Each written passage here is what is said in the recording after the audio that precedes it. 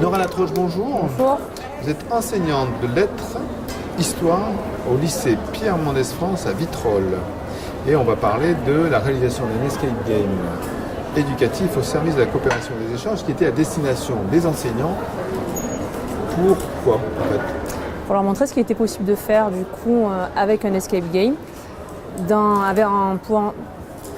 Alors, ouais, je sais. non, il n'y a pas de souci. L'escape game, c'est quelque chose à la mode. Hein. C'est ça.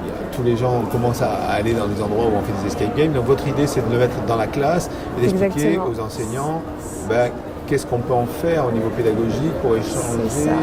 On est sur la citoyenneté, donc je suppose qu'il y a un petit lien sur la coopération. C'est ça. En fait, l'objectif, c'est de faire passer des savoirs et de pouvoir le faire de manière ludique en le transposant dans un escape game, donc en trouvant une combinaison. L'élève, et là du coup l'enseignant, est amené à faire des recherches, à coopérer, à s'organiser aussi pour pouvoir mettre en place ce travail-là. Alors on est sur les critères, donc on parle de numérique. Oui. C'est un escape game numérique. On aurait pu faire un escape game autre, comme on en trouve dans le commerce, on va dire. Oui. Alors là, il est numérique puisque les enseignants du coup sont amenés à faire des recherches. Ils partent avec un QR code. À partir de ce QR code, donc, ils sont amenés à naviguer dans différents sites pour pouvoir trouver en fait, la combinaison nécessaire à l'ouverture du coffre. Alors, ils ont un QR code, ils ont un smartphone, je suppose. Ils ont un smartphone à leur disposition, ils ont une connexion Internet également, un ordinateur si besoin, et pour pouvoir naviguer et chercher les réponses. Ils sont dans une classe. Ils sont dans une salle, en effet. Ils sont dans une salle, ils sont soumis à une contrainte de temps aussi. Ils avaient 45 minutes pour résoudre en fait l'énigme. D'accord, donc on se balade de QR code en QR code, où on trouve les QR codes, c'est ça? Alors, je leur distribue une pochette avec les différents indices à l'intérieur et ils s'organisent pour essayer de remettre en place la combinaison. Alors, il y a des QR codes, mais il y avait également donc, des adresses, des liens vers des sites et des messages codés également. Waouh! Elle reste très très secrète en fait sur ça. Ah, vous l'avez fait où exactement cette expérience? Vous le faites régulièrement? Alors, donc dans les formations. Donc, il a été réalisé par le groupe de compétences auquel je fais partie, qui est le groupe de compétences jeux numériques académiques d'Aix-Marseille. On le réalise lors des formations à destination des enseignants pour justement leur montrer la possibilité qu'il y a de réaliser en classe des escape games sans avoir un matériel forcément conséquent et transposable aussi après de manière disciplinaire à leurs élèves.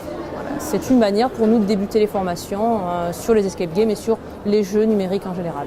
L'idée, c'est de susciter un petit peu le questionnement par rapport à sa propre discipline, quand on est enseignant qui participons, en disant moi je pourrais faire en histoire géo ou en anglais, ça me donne des idées, c'est ça en gros. C'est ça, parce qu'on a en général deux profils d'enseignants qui s'inscrivent dans ces formations, ceux qui ne connaissent pas du tout les escape games et du coup c'est l'occasion pour eux, par une immersion, de découvrir ce que c'est qu'un escape game.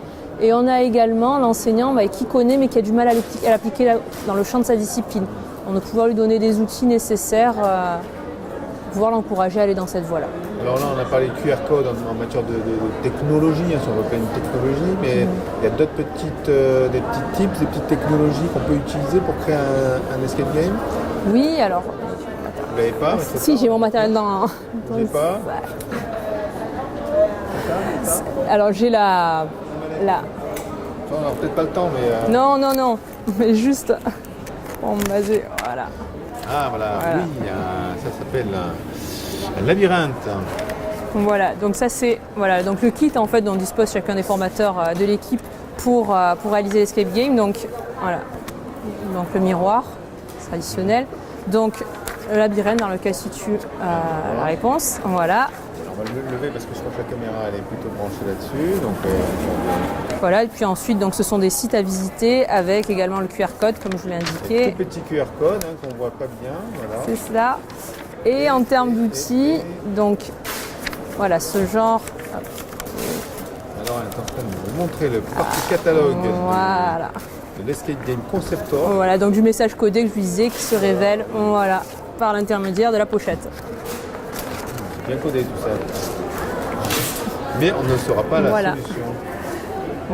Puis après également, comme je vous les ai indiqué, donc l'enseignant est amené à résoudre l'énigme et donc à se rendre sur différents sites. Donc là, D'accord.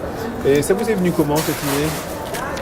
Alors, c'est une idée qui nous est venue du coup, comme je l'ai dit, dans le groupe de compétences, notamment avec le Pôle DAN 04, qui a au départ imaginé et conçu en fait la formation à destination des enseignants, parce que comme je vous le disais, c'était bien dans une formation excusez-moi. Sur les escape games, pardon, de montrer, d'avoir un modèle qui pouvait fédérer toutes les disciplines.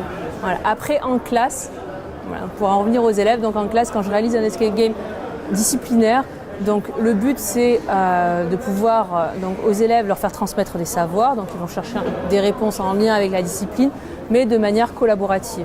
Voilà, ils vont devoir coopérer rapidement, donc en distribuant le kit, ils s'attribuent des rôles, ils définissent des rôles entre eux qu'ils s'attribuent et ensuite ils sont amenés à réaliser et à s'écouter le jeu.